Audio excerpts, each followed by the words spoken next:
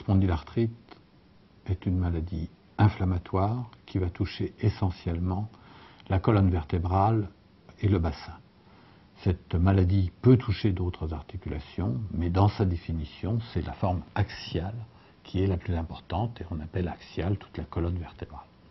Alors le terme de spondylarthrite ankylosante est un terme qui est un petit peu réducteur, ce qui veut dire que spondylarthrite, ça veut dire une atteinte des vertèbres.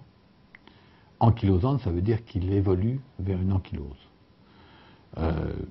Les formes historiques de spondylarthrite ankylosante, les formes qu'on décrit dans les Larousse, telles qu'on les montre, sont assez épouvantables parce qu'elles montrent que le patient, au fil des années, va devenir de plus en plus penché en avant et de plus en plus ankylosé.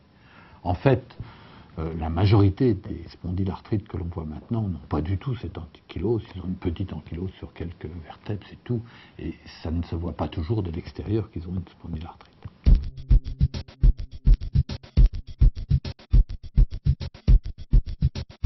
La spondylarthrite va se traduire par des douleurs. C'est essentiellement des douleurs inflammatoires, c'est-à-dire des douleurs qui vont faire mal pendant la nuit et qui vont réveiller le malade la nuit.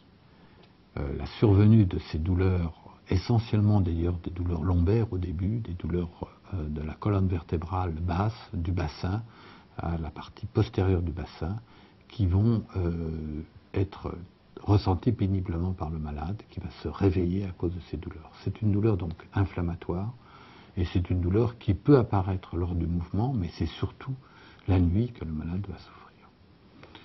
C'est le premier symptôme. Par la suite, il y a d'autres symptômes qui peuvent apparaître. C'est une certaine limitation des mouvements de la colonne. La personne va avoir du mal à se pencher en avant ou va avoir des douleurs lorsqu'elle va mobiliser sa colonne vertébrale.